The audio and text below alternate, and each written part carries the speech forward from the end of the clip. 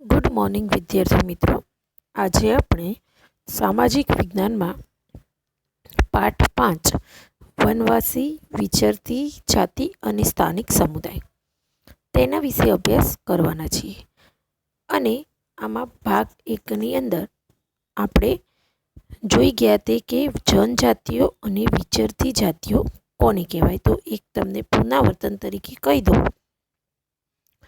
મોટા શહેરો અને રાજ્ય વિસ્તારોથી દૂર સદીઓથી પોતાની સંસ્કૃતિ અને ઓળખને પ્રસ્થાપિત કરતો એક વિશિષ્ટ સમાજ પણ ભારતમાં વસતો, જેને આપણે જનજાતીય સમુદાય કે વનવાસી સમુદાય તરીકે ઓળખીએ છીએ. એટલે મોટા શહેરો અને રાજ્ય વિસ્તારોથી દૂર એક પોતાની સંસ્કૃતિ અને પોતાની ઓળખને પ્રસ્થાપિત કરતો. હવે મિત્રો આપણે ભાગ 2ની અંદર પહેલો મુદ્દો છે આપણો જનજાતિઓમાં આવેલ સાંસ્કૃતિક પરિવર્તન. હવે જેમ જેમ અર્થવ્યવસ્થા અને સમાજની જરૂરિયાતો વધતા નવા કલા કૌશલ્યો ધરાવતા લોકોની આવશ્યકતા ઊભી થઈ.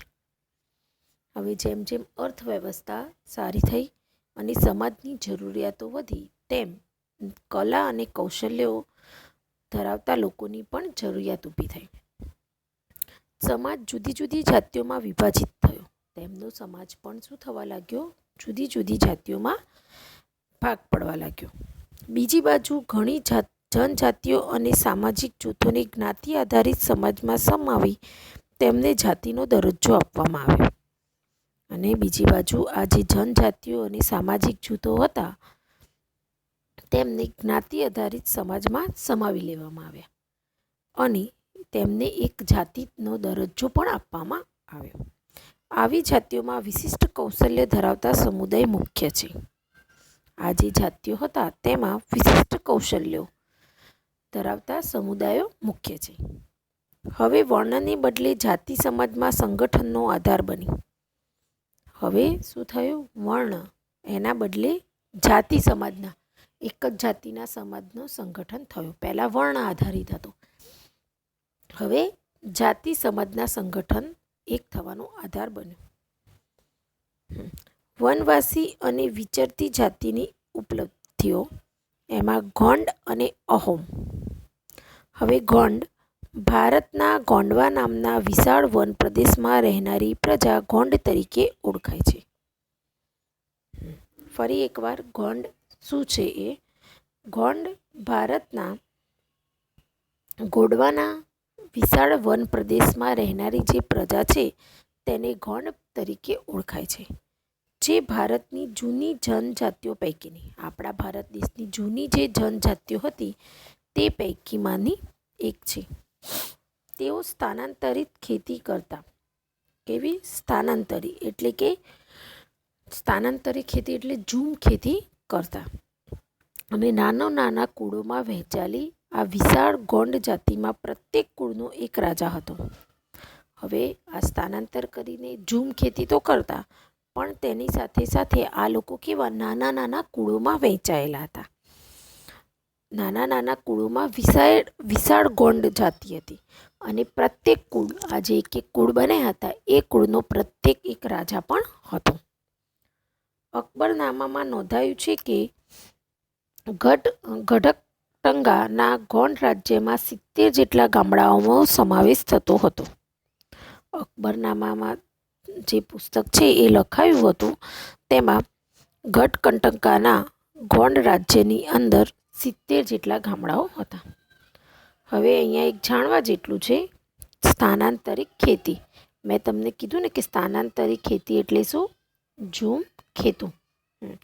આ પ્રકારની ખેતી જંગલોમાં વૃક્ષો કાપીને તેને સળગાવીને જમીન સાફ કરી ત્યાં ખેતી કરાય છે.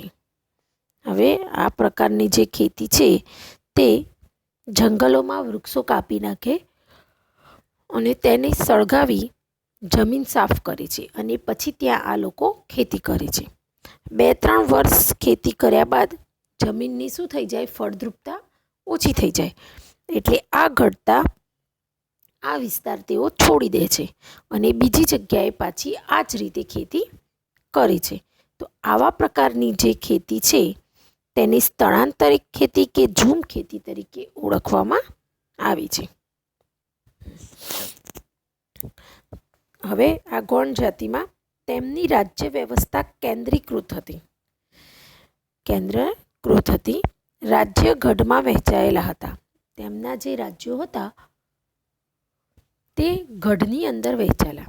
દરેક ગઢ પર એક ખાસ ગોંડ કુળનું આધિપત્ય હતું અને દરેક ગઢ હોય તેના પર એક ખાસ ગોંડ કુળનું આધિપત્ય પણ હતું. દરેક ગઢ 84 ગામનો એકમમાં વહેંચાયેલો હતો. આમાં એક ગઢ હોય, એક સમૂહ છે, એ 84 ગામોના એક એકમમાં વહેંચાયેલો, જેને 84 તરીકે પણ ઓળખાતું. ફરી એકવાર, તેમની રાજ્ય વ્યવસ્થા કેન્દ્રીકૃત હતી. રાજ્ય ગઢમાં વહેંચાયેલા હતા. હવે અહીંયાથી જોજો, દરેક ગઢ પર એક ખાસ ગોંડ કુળનું આધિપત્ય હતું. દરેક ગઢ 84 ગામોના એક એકમમાં વહેંચાયેલો હતો, જેને 84 તરીકે ઓળખાતા. દરેક 84 12 ગામના એક પેટા એકમમાં 12 હોતામાં વહેંચવામાં આવતી.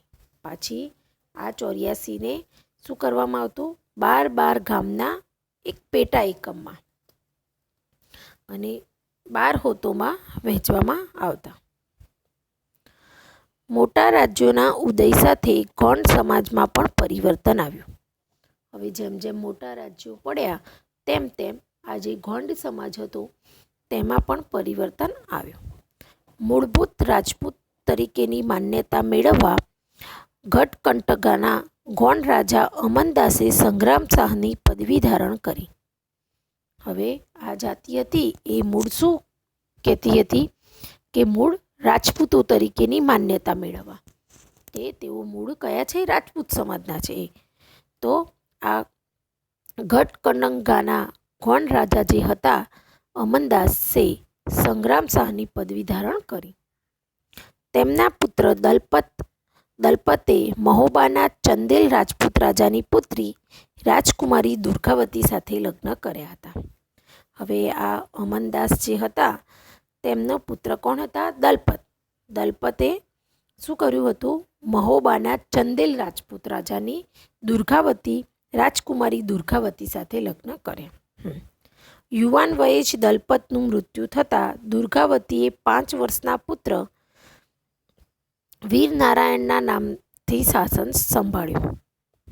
હવે આ જે દલપત હતો તેમનું શું થયું? નાની ઉંમરમાં જ મૃત્યુ થયું. એટલે તેમના જે પત્ની હતા, તેમની જે રાણી હતી દુર્ગાવતી, તેને 5 જ વર્ષનો જે પુત્ર હતો તેનું નામ હતું વીર નારાયણ. તેના નામથી આ શાસનને સંભાળ્યું અને 1565માં આસિફ ખાનના નેતૃત્વ હેઠળની મુઘલ સેનાએ દુર્ગાવતીને હરાવી. અને 1565માં આસિફ ખાનનું જ્યારે નેતૃત્વ ચાલતું હતું અને તે હેઠળ આ મુઘલ સેનાએ દુર્ગાવતીને હરાવી હતી. રાણી અને તેમનો પુત્ર યુદ્ધમાં લડતા મૃત્યુ પામ્યા. રાણી કોણ? દુર્ગાવતી અને તેમનો પુત્ર એ બંને લડતા વીરગતિ પામ્યા. ગઢકટંગા રાજ્યએ હાથીઓના વેપાર દ્વારા પુષ્કળ ધન કમાયું હતું. આ જે રાજ્ય હતું તેમને શું થયું હતું કે હાથીઓનો વેપાર કરતા હતા, તો તેનાથી એમને પુષ્કળ ધન, બહુ સારું પૈસા કમાયા હતા. ગઢકટંગા પર વિજય મેળવી મુઘલોએ પુષ્કળ ધન અને હાથીઓ મેળવ્યા. હવે ત્યાં વિજય મેળવી દીધો એટલે મુઘલોને પુષ્કળ ધન મળી ગયું અને હાથી પણ મળી ગયા. તેમણે રાજ્યનો મોટો ભાગ પોતાના નિયંત્રણમાં રાખ્યો અને જ્યારે બાકીનો ભાગ વીર નારાયણના કાકા ચંદર શાહને આપ્યો. જે વધારે સારું હતું એટલે વધારાનો જે ભાગ હતો એ બધો તો આ મુઘલોએ પોતાના નિયંત્રણ પર રાખ્યો, પણ જ્યારે બાકીનો ભાગ જે હતો તે વીર નારાયણના જે કાકા ચંદર શાહ હતા તેમને આપ્યો હતો.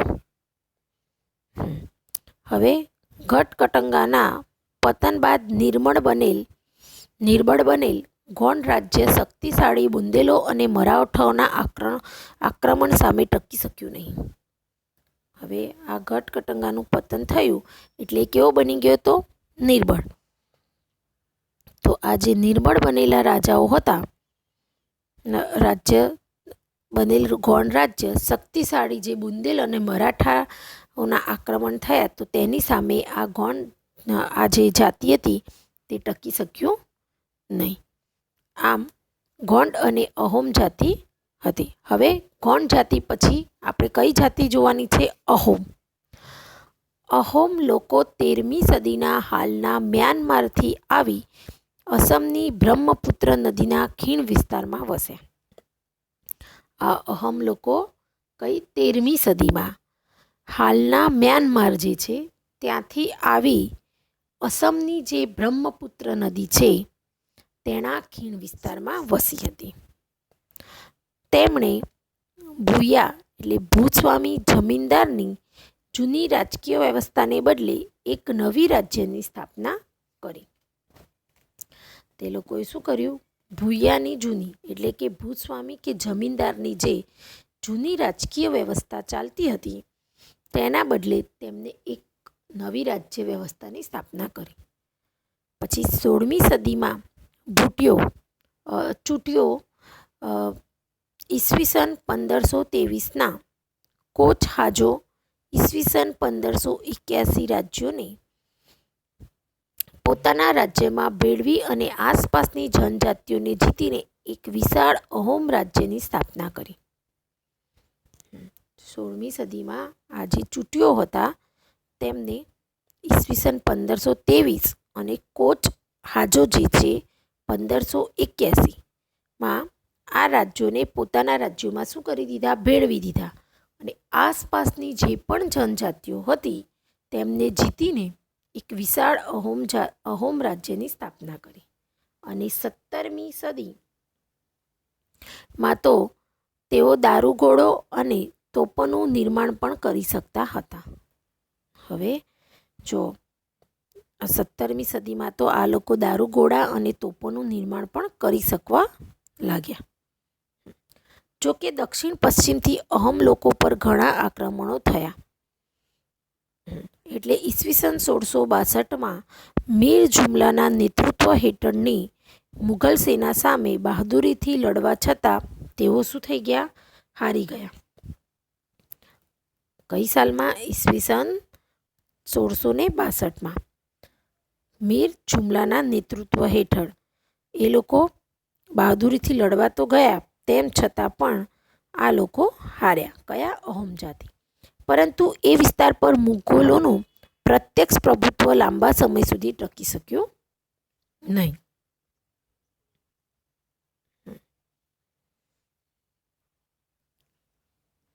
હવે અહોમ રાજ્ય બળજબરીપૂર્વક શ્રમ પર આધારિત હતું. અહોમ રાજ્ય જે હતું એ બળજબરીપૂર્વક શ્રમ પર આધારિત હતું. જે લોકો પાસે રાજ્ય માટે બળજબરીથી કામ કરાવાતું તે પાઇક કહેવાતા. હવે આમાં અમુક લોકો જે હતા તેમના પાસે બળજબરીથી કામ કરાવાતું રાજ્ય માટે, તો તેવા લોકોને પાઇક કહેવાતા. દરેક ગામમાંથી નિશ્ચિત કરવામાં આવેલ સંખ્યામાં પાઇક મોકલવાના રહેતા. હવે આમાં કેવું હતું? એમના રાજ્યમાં કામ કરાવવા માટે દરેક ગામમાંથી નિશ્ચિત કરવામાં આવેલી હતી સંખ્યા, અને એ સંખ્યા પ્રમાણે આ પાઇકને મોકલવાના રહેતા હતા. વસ્તી ગણતરીને આધારે વધુ વસ્તી ધરાવતા વિસ્તારોમાંથી ઓછી વસ્તીવાળા વિસ્તારોમાં લોકોને ખસેડવાની અહોમ કુળ તૂટી ગયા. હવે આમાં શું થતું હતું કે વસ્તી ગણતરીને આધારે અમુક જગ્યા પર વસ્તી વધારે હોય અને અમુક જગ્યા પર વસ્તી કેવી હોય? ઓછી હોય. તો આ વધુ વસ્તી ધરાવતા જે વિસ્તારો હતા તેમાંથી આ જે ઓછી વસ્તીવાળા વિસ્તારોમાં લોકોને શું કરવામાં આવ્યા? ખસેડવામાં આવ્યા. અને આમ ખસેડવાનું થયું ત્યારે આ અહોમ જે કુળો હતા એ બધા તૂટી ગયા. 17મી સદીના પ્રથમ દશકમાં વહીવટી વ્યવસ્થા કેન્દ્રીકૃત બની અને વર્તમાન કાયદાઓ અને જોગવાઈઓ અનુસાર વ્યક્તિ પાસે બળજબરીપૂર્વક કામ કરાવવું એ ગુનો ગણાય છે, જે આપણે સૌ જાણીએ છીએ. એટલે આવી રીતે કેન્દ્રીકૃત બની વ્યવસ્થા એટલે વર્તમાન કાયદાઓ અને જોગવાઈ અનુસાર આપણે બધા જાણીએ જ છીએ કે કોઈ વ્યક્તિ સાથે આપણે બળજબરીપૂર્વક કામ કરાવીએ તો એ ગુનો ગણાય. આ જનજાતિના તમામ પુરુષો યુદ્ધના સમયે સેનામાં જોડાતા. આ જે જનજાતિના લોકો હતા એમાં પુરુષો જે હોય એ યુદ્ધ થાય તે સમયે સેનામાં જોડાઈ જતા અને અન્ય સમયમાં સિંચાઈ વ્યવસ્થા જેવા સાર્વજનિક કાર્યો કરતા. અહોમ લોકોએ ચોખાની ખેતીની નવીન પદ્ધતિઓ અમલમાં મૂકી. હવે દરેક જાતિ પોતાની બુદ્ધિ અને પોતાની વ્યવસ્થા પોતાના સમય પ્રમાણે કંઈક ને કંઈક નવી શોધો કરતી હોય. તો આ જે જાતિ હતી તે લોકોએ ચોખાની ખેતી માટે નવીન પદ્ધતિ અમલમાં મૂકી હતી. અહોમ સમાજ કુળમાં વહેંચાયેલું હતું. તેમના કુળને ખેલ કહેવામાં આવતું. દરેક સમાજમાં કુળ હોય ને એવી રીતે આ અહોમ સમાજ પણ કુળમાં વહેંચાયેલું હતું. એટલે તેમના કુળને શું કહેવામાં? ખેલ કહેવામાં આવતું. ઘણા ગામો પર ખેલનું નિયંત્રણ રહેતું અને ઘણા બધા ગામો પર આ કુળોનું નિયંત્રણ પણ રહેતું. ખેડૂતને ગામના સમાજ દ્વારા આપવામાં આવેલ જમીન ગામ સમાજની સંમતિ વગર રાજા પણ પાછી લઈ શકતો ન હતો. હવે ખેડૂતને શું કરવામાં આવતું હતું કે ગામના સમાજ દ્વારા જમીન આપવામાં આવતી હતી અને આ જે જમીન આપવામાં આવે એમાં ગામ સમાજની સંમતિ વગર, કારણ કે ગામના સમાજવાળા જ આપતા હતા એટલે આમની સંમતિ વગર રાજા પણ આ જમીન ખેડૂત પાસેથી પાછી લઈ શકતો નહીં, એવો એ જાતિનો કાયદો હતો. શરૂઆતમાં અહોમ લોકો જનજાતીય દેવતાઓ એટલે કે પ્રકૃતિના દેવતાઓની ઉપાસના કરતા. ઉપાસના એટલે કે પૂજા અર્ચના તેઓ કરતા. રાજા દ્વારા મંદિરો અને બ્રાહ્મણોને જમીનનું દાન આપવામાં આવતું. એ સમયના જે રાજાઓ હતા તે બ્રાહ્મણોને જમીનનું દાન આપતા. શિવસિંહ ઈસવીસન 1744ના સમયમાં હિન્દુ ધર્મ ત્યાંનો એક મુખ્ય ધર્મ બની ગયો હતો. હિન્દુ ધર્મ અપનાવ્યા છતાં અહોમ રાજાઓએ પોતાની પરંપરાગત માન્યતાઓ સંપૂર્ણપણે છોડીને, આ બધા રાજાઓએ સંપૂર્ણપણે હિન્દુ ધર્મ તો બની ગયો અને હિન્દુ ધર્મ અપનાવ્યો, પણ જે પોતાની પરંપરાગત માન્યતાઓ હતી એને સંપૂર્ણપણે છોડી નહોતી. અહોમ સમાજ એક અત્યંત સુસંસ્કૃત સમાજ હતો. આ જે સમાજ હતો એ કેવો હતો? અત્યંત સુસંસ્કૃત. કવિઓ અને વિદ્વાનોને જમીન દાનમાં આપવામાં આવતી. ત્યાં એ સમયના જે કવિ હોય અને વિદ્વાનો હોય તેમને જમીનો દાનમાં આપવામાં આવતી. નાટ્ય પ્રવૃત્તિને પ્રોત્સાહન આપ્યું. સંસ્કૃતની અગત્યની સાહિત્યિક કૃતિઓને સ્થાનિક ભાષામાં અનુવાદ કરવામાં આવ્યો. સંસ્કૃતની જે કૃતિઓ હોય એને પોતાની સ્થાનિક ભાષામાં શું કરાવવામાં આવ્યું હતું? ભાષામાં અનુવાદ કરવામાં આવ્યો, જેથી એ પુસ્તકોનો એ લોકોની જાતિ પણ ઉપયોગ કરી શકે. બુરંજી નામની ઐતિહાસિક કૃતિને પહેલાં અહોમ ભાષામાં અને પછી આસામી ભાષામાં લખવામાં આવી હતી.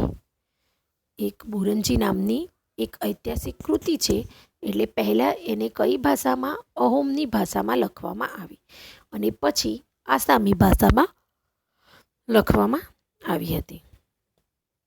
તો આ રીતે આ જે વનવાસી અને વિચરતી જાતિ છે એમાં ગોંડ અને આ અહોમ જાતિ જે હતી એ મુખ્ય હતી. તો આપણને ગોંડ જાતિમાં શું હતું અને અહોમમાં કેવી રીતે હતી તેની વાત આપણે સમજ્યા. હવે ગુજરાતમાં ડાંગ અને અન્ય પૂર્વીય પટ્ટીમાં આવા જનજાતીય રાજ્યો જોવા મળતા. હવે એવું, કારણ કે મેં તમને આગળ પણ કીધું હતું કે આ ખાલી શું કહેવાય કે એકલા કોઈ રાજ્યમાં નથી, પણ આખા ભારત દેશની અંદર આ જાતિઓ પ્રસરેલી હતી. ગુજરાતમાં ડાંગ અને અન્ય પૂર્વ પટ્ટીમાં આવા જનજાતીય રાજ્યોમાં જોવા મળતા હતા. જેમ કે જો સંતરામપુર, દેવગઢ બારિયા તેમજ ડાંગ રાજ્યની વ્યવસ્થા અને સંસ્કૃતિ વિશિષ્ટ હતી. હવે આજે સંતરામપુર છે, દેવગઢ બારિયા છે તેમજ ડાંગની જે રાજ્ય વ્યવસ્થા છે આ બધામાં તેમની સંસ્કૃતિ વિશિષ્ટ હતી અને ત્યાં આવી આ જનજાતીય અને વિચરતી પ્રજા ખૂબ જોવા મળી. તેમના તમાસા, ભવાડા અને ઠાકરિયા જેવા નૃત્યો વિશ્વ વિખ્યાત થયા હતા. યાદ રાખજો, તમાસા નૃત્યનું નામ ભવાડા અને ઠાકરિયા વગેરે નૃત્યો વિશ્વમાં પ્રચલિત હતા. ડાંગમાં ડાંગ દરબાર પ્રતિ વર્ષ ભરાય છે, જેમાં રાજાઓને વર્ષાસન આપવામાં આવે છે. હવે ડાંગમાં ડાંગ દરબાર પ્રતિ વર્ષે દરેક વર્ષે ભરાય છે અને જેમાં રાજાઓને ત્યાં વર્ષ માટેનું આસન આપવામાં આવે છે. હવે અહીંયા તમે જોશો કે એક નૃત્યનો સ્ક્રીન ઉપર તમને ચિત્ર દેખાય છે. આ જે ચિત્ર દેખાય છે તે ડાંગી નૃત્ય. ક્યારેક ક્યારેક આપણે આવા નૃત્યો આપણા વાર્ષિક ઉત્સવ અથવા તો કોઈ પ્રોગ્રામ હોય ત્યારે પણ આપણે આવા ડાંગી નૃત્યો કરતા હોઈએ છીએ. હવે ડાંગી નૃત્ય વિશે જોઈએ તો જોજો, હોળીના તહેવાર દરમિયાન ડાંગ દરબાર યોજનાની શરૂઆત વર્ષો પહેલાં થઈ હતી. હોળીનો તહેવાર આવે ત્યારે ડાંગ દરબાર યોજવાની શરૂઆત વર્ષો પહેલાં થઈ અને સરકારે ડાંગી રાજાઓ અને નાયકોને તેમના હકના બદલામાં વંશ પરંપરાગત સાલિયાણું આપવાનું નક્કી કર્યું અને જે પરંપરા આજે પણ ચાલુ છે.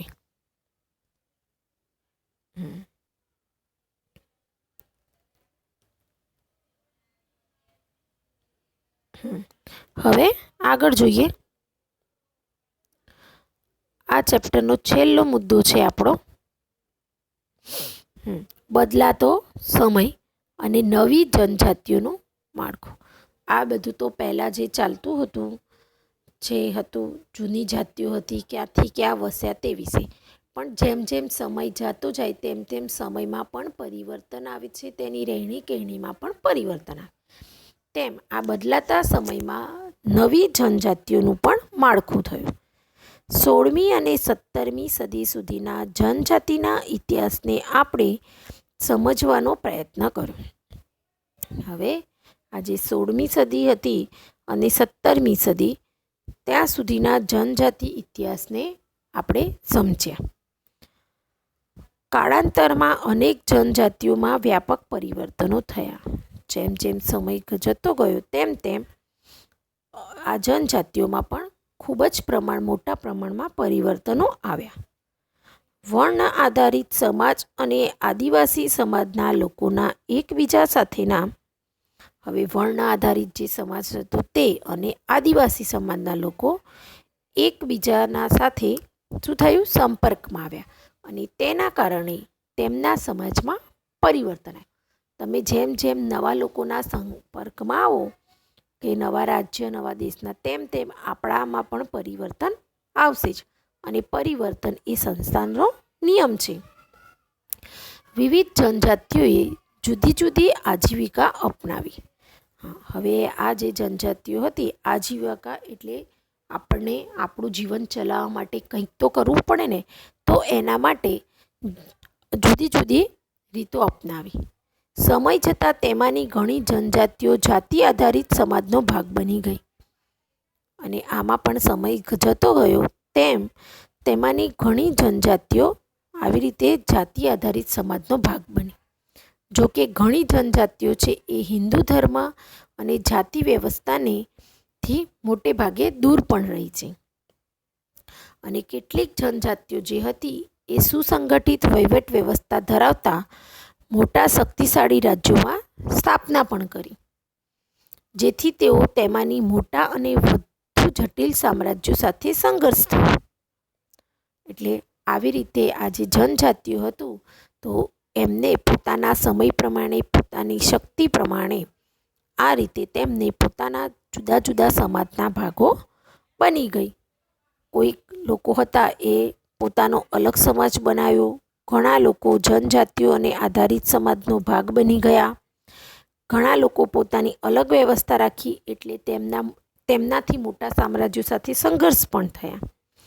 એટલે આવી રીતે અહીંયા મિત્રો કે આવી રીતે વનવાસી વિચરતી જાતિ એ પોતાના સમય પ્રમાણે પરિવર્તન લાવીને પોતાના જીવનને સુધારવામાં ઘણા બધો પ્રયત્ન કરેલો છે.